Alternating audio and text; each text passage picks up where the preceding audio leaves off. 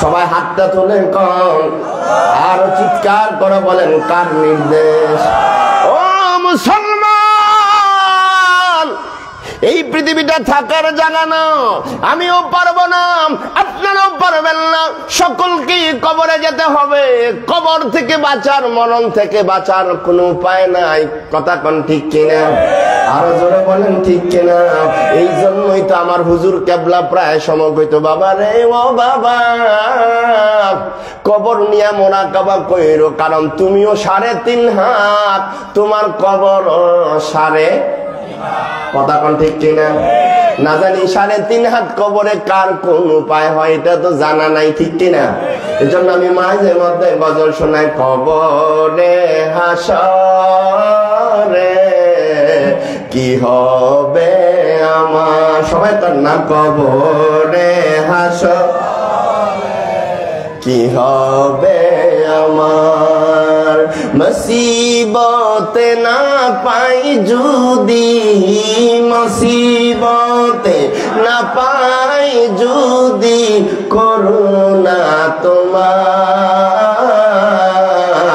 কবরে হাসরে কি হবে আমার, কবরে হাসরে কি হবে।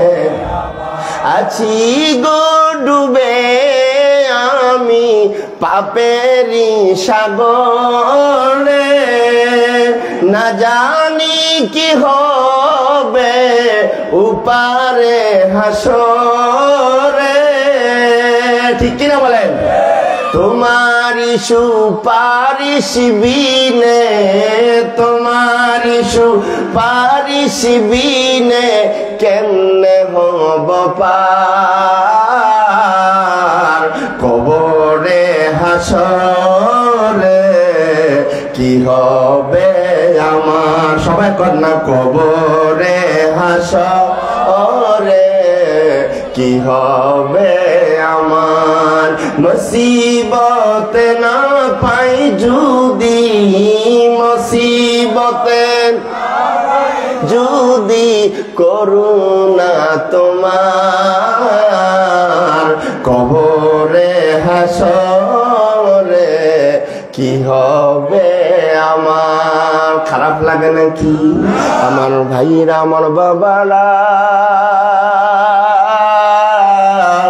পর্দার অন্তরালের মা বোনেরা, এই জন্য মদিনার জামাতের কর্ণদান আমাদের পীর মুর্শিদ কেবলা রহমাতুল্লাহ আলাইহি বলতেন, ওরে মানুষ কবরে যাইবা, কবরে যাওয়ার আগে কবরের প্রস্তুতি নিয়ে যাইও। আর সেই প্রস্তুতি কি? কবরে যাওয়ার প্রস্তুতি হইল ইবাদতের পাশাপাশি মদিনার কামলেওয়ালা নবীর মহাব্বত অন্তরে লালন কইরা ধারণ কইরা যাইও। সুবহানাল্লাহ কোন না? কার মহাব্বত? সবাই কোন কার? নবীজির মহাব্বত অন্তরে লালন করতে হবে, ধারণ করতে হবে। রাজি আছেননি? কথা রাজি আছেননি না? আমার দেশে তো নবীর মহাব্বতের কথা কইলে একদল মানুষ আছে, তার কাছে বেশি একটা ভালো লাগে না, তারা বলে নবীর মহাব্বতের কথা কোরআনে পায় নাই। আমি বলি নবীর মহাব্বতের কারণে উস্তুনে হান্নানা একটা খেজুর গাছ আল্লাহর জান্নাতে যাইব। কথা কয় না মুসলমান? এটা কি নতুন শুনলেন না পুরান কথা? উস্তুনে হান্নানা একটা খেজুর গাছ। আমার নবী মসজিদে নববীতে এই খেজুর গাছের মধ্যে হালাল দিয়ে দিয়ে খুতবা দিতেন। সুবহানাল্লাহ। এই থেকে নবীর সাথে খেজুর গাছের যে একটা সম্পর্ক, মহাব্বতের একটা ভালোবাসার বন্ধন তৈরি হলো, যখন মসজিদে নববীর মধ্যে কি হয়ে গেল? মিম্বর হয়ে গেল। এখন আর খেজুর গাছের হেলান দেওয়া প্রয়োজন মনে করেন না।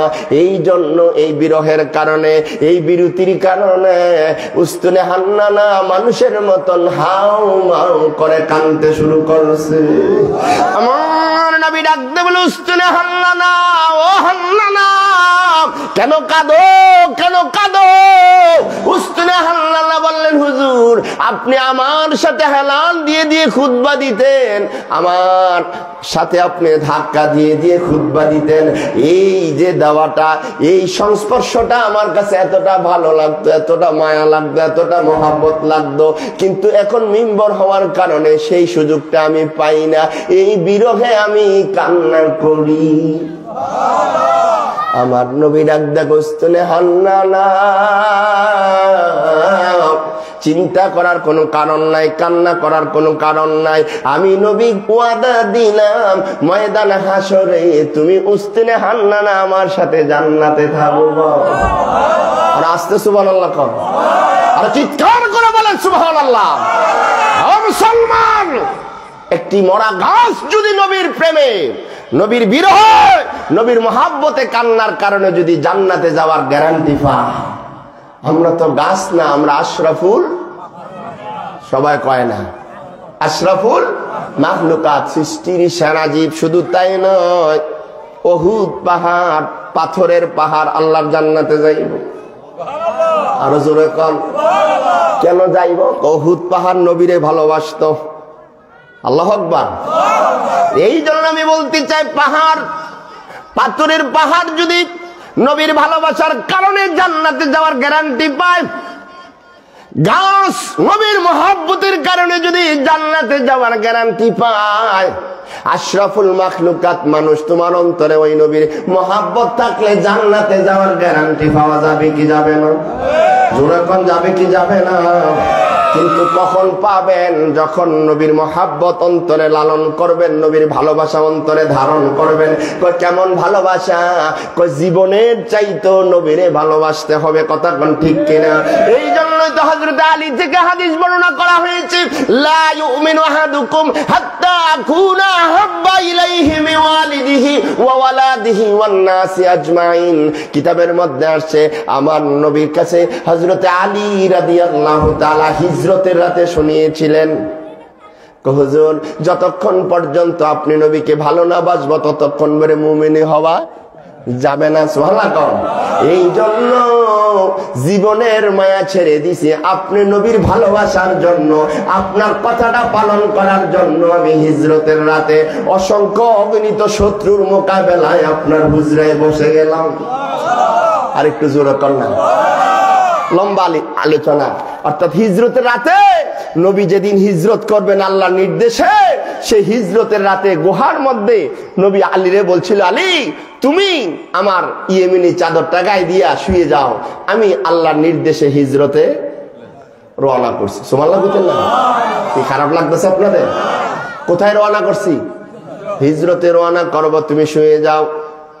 আলী রাদিয়াল্লাহু তাআলা নবী নির্দেশ দিতে দিনই শুইতে দেরি না। এমন সময় আমার নবী ডাকতে বলে, আলী, আলী রে, ও আলী, আমি কইলাম শুইতে, তুমি শুয়ে গেলাম, তোমার জীবনের কি কোনো মায়া নাই? তোমার জীবনের কোনো মায়া নাই? কেন হুজুর? তুমিও তো জানো যেই হুজরা শোয়ার জন্য আমি বললাম তুমি শুইলা, এই হুজরার চারপাশে একজন নয়, দুইজন নয়, শত কাফের ডাল তলোয়ার নিয়ে দাঁড়াই রয়েছে। ঠিক নিও কথা কনা, ঠিক কিনা? সে কাফের মোকাবেলায় আমি শুইতে খুশি, তুমি শুয়ে গেলা, ব্যাপারটা কি? লম্বা আলোচনা ছোট করে বলছি, নবীর ভালোবাসা থাকলে শত্রুর মোকাবেলাও সফল হওয়া যায়, এটা বোঝানোর জন্য বলছি। অসুবিধা হয় না তো? আমার নবী যখন কইলে শুয়ে যাও, আলী শুয়ে গেলেন। শোয়ার পরে নবী আলীকে প্রেমের আলাপ শুরু করলেন, তোমারে কইলাম শুইতে, তুমি শুয়ে গেলা, অথচ সব দিক দিয়ে ডাল তলোয়ার নিয়ে কাফের মুশরিকরা দাঁড়ায় রইছে, ফাইলে দুনিয়া থেকে বিদায় করবে। এমন অবস্থায় তুমি কেমনে শুইলা? জীবনের মায়া কি তোমার নাই? সেদিন আলী বলেছিল, হুজুর জীবনের মায়া করে কি লাভ? জীবনের চাইতে আপনি নবীরে ভালো না বাসলে তো ঈমানদার দাবি করা যায় না। আরো জোরে কন্যা সুবহানাল্লাহ। নবী যেমন প্রশ্ন করছে, আলীর কাছ থেকে এমনই উত্তর পাইছে। নবী মুস্কি হাসি দিয়া, আলী, এজন্যই তো আমি বলি, আনা মাদিনাতুল ইলমি ওয়া আলিয়ুম বাবুহা। চিৎকার করে কোন সুবহানাল্লাহ। অর্থাৎ আমি হইলাম ইলমের শহর, আর সেই শহরের দরজা তুমি আলী। উত্তরে এরকম বোঝা যায়নি? কথা কেন বোঝা যায়নি? এবং নবীজির চেহারা মুবারকের মধ্যে যখন মুস্কি হাসি ফুটলো, এইবার আলী ডাক হুজুর অনুমতি যদি দিবেন, কেন শুইলাম এই ব্যাপারে আরেকটা তথ্য আপনারে জানাইতাম চাই। সুবহানাল্লাহ। কেন শুইলাম? আপনি অর্ডার করতে দেরি, শুইতে দেরি না। কেন শুইছি জানেন? আমি শোয়ার পিছনে একটা অন্যতম কারণ হলো, আপনি নবী যেহেতু হিজরতের জন্য রওনা করবেন, আমিও চাইছিলাম আপনার সাথে চলে যাব। যেখানে নবী নাই সেখানে আমি আলী থাকার কোনো প্রশ্নই। সুবহানাল্লাহ কয় না কেন? ভালোবাসা বেশি না কম? আরো জন কোন বেশি না কম? কিতাব প্রমাণ করে। এইবার আলী নবীর মুস্কি হাসির মোকাবেলায় জানিয়ে দিলেন, হুজুর আমিও আপনার সাথে যাওয়ার জন্য আগ্রহ প্রকাশ করেছিলাম, আপনি বললেন পরে মদিনায় আসতে। এই কথা থেকে আমি ঈমান করে নিছি, আমি বিশ্বাস করে নিছি। আপনি নবী যেহেতু বলছেন পরে মদিনায় আইসো, এই কথার উপর আমার বিশ্বাস হয়েছে। আমি আলী যত শত্রুর মোকাবেলায় শুই না কেন, কোন শত্রু আমার উপরে সফল হতে পারবে না। অর্থাৎ আমি আলী মদিনা যাওয়ার আগে মরণ হবে না। আরো জোরে বলেন। বিশ্বাসটা বেশি না কম? জোরে কয় না? ভালোবাসাটা আরো জোরে কম? কি মুখে মুখে কইছে না অন্তর থেকেই কইছে? আর ভালোবাসার সম্পর্ক অন্তরের লোক। এই জন্য আমি গজল শোনাই, হে রাসূল তোমায় ভালোবাসি অন্তরে শুধু মুখে না, জান্নাতে আশা নয়, জাহান্নাম কেউ ডরি না। জোরে কর না। জান্নাতের আশা নয়, জাহান্নাম কেউ ডরি না। ঠিক কিনা বলেন? তোমারি নাম শুনিলাম,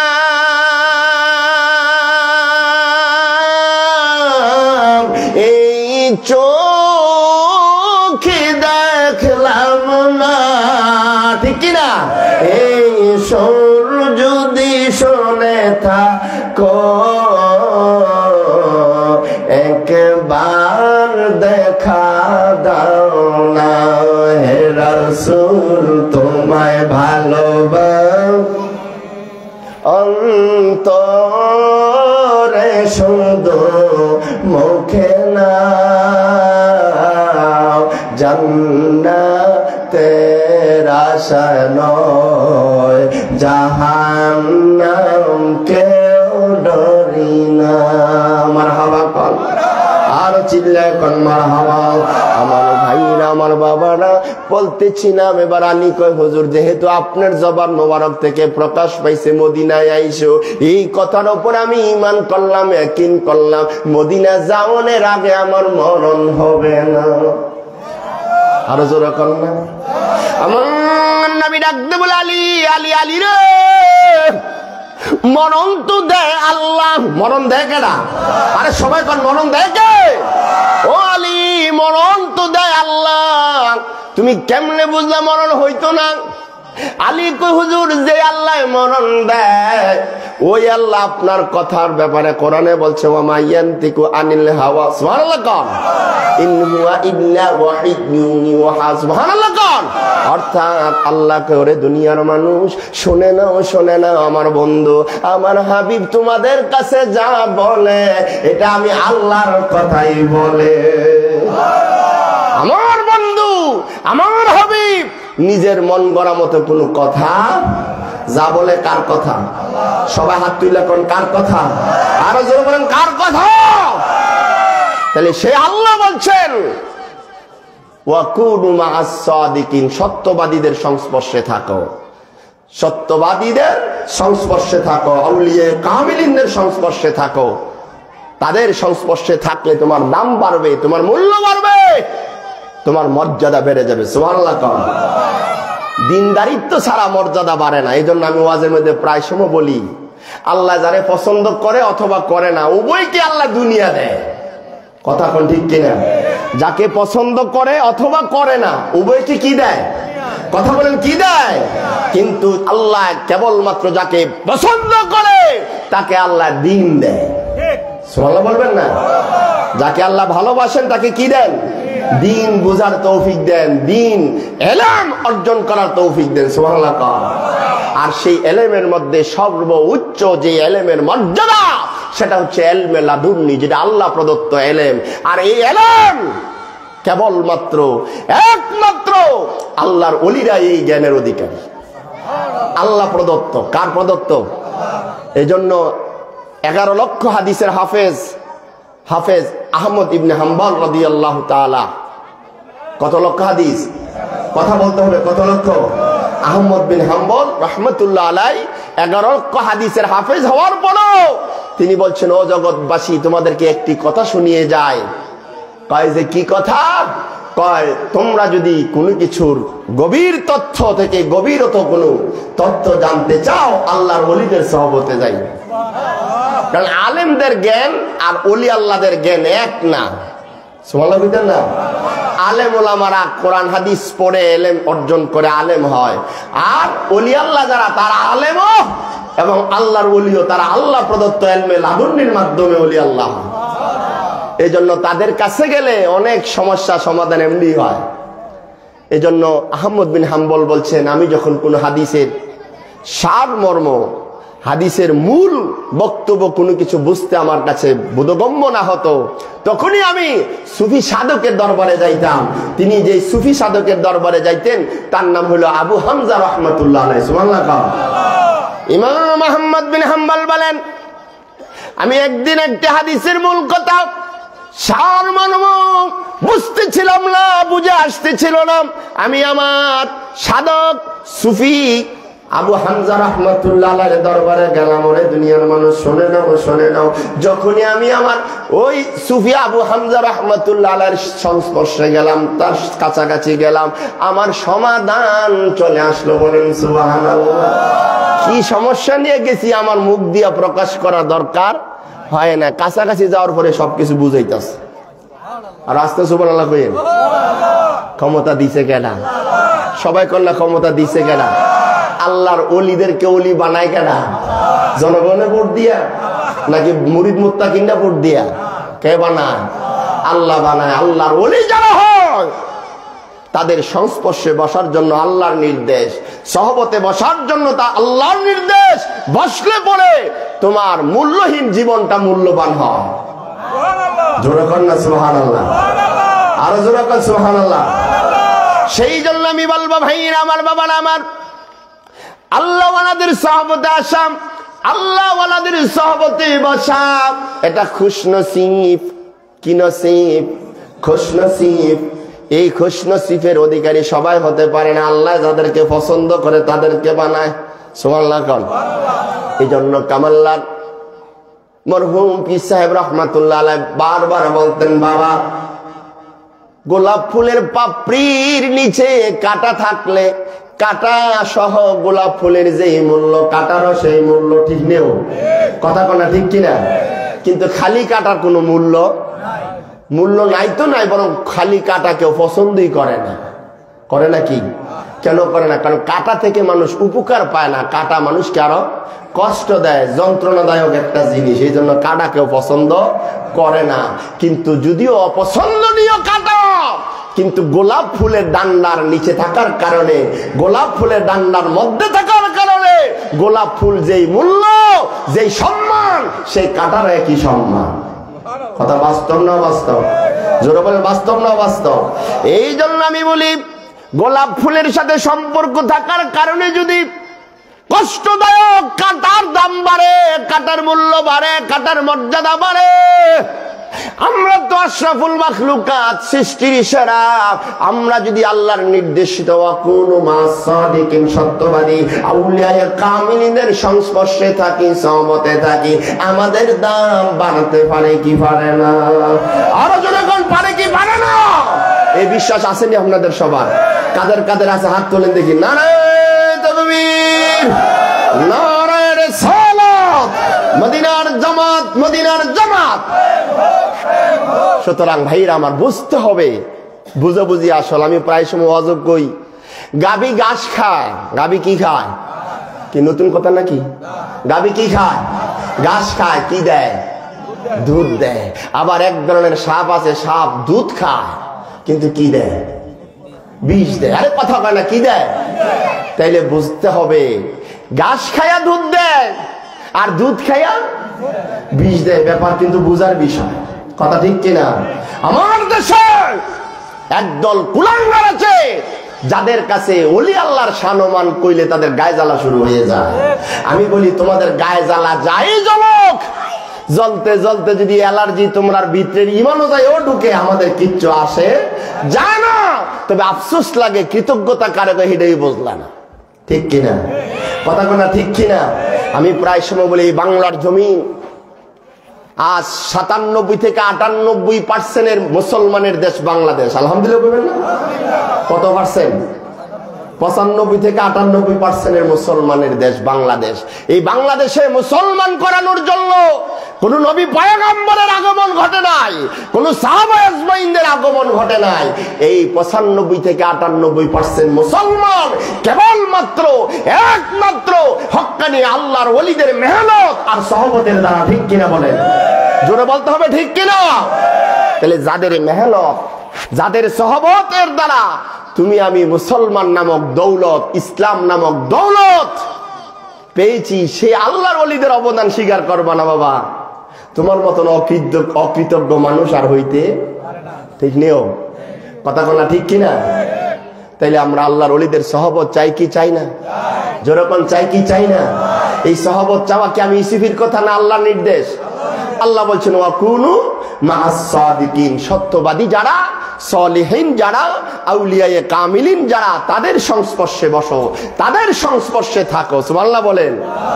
আর আল্লাহওয়ালাদের সংস্পর্শে থাকলে তোমার মাটির বাগানে ফুল ফুটবে। ঠিক কিনা?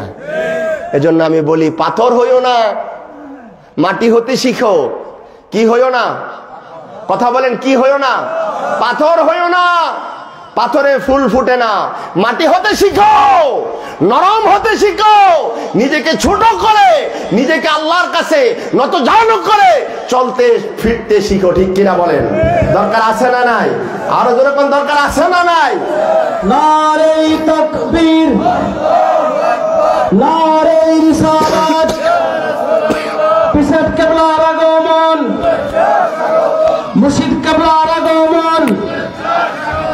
নারে তাকবীর, নারে রিসালাত, মদিনার জামাত, মদিনার জামাত, বীর মুর্শিদ কিবলা, বীর মুর্শিদ কিবলা। সকলে বলেন আলহামদুলিল্লাহ।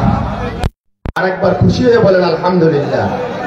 সম্মানিত গ্রামবাসী, এলাকাবাসী, এই মাইকের আওয়াজ যতটুকু দূর পর্যন্ত পৌঁছে, আমি প্রত্যেকের কাছে বিনয়ের সাথে আবেদন করব, অনুরোধ রাখবো, এখনো যারা বাড়ি ঘরে রাস্তাঘাটে দোকানপাটে আছেন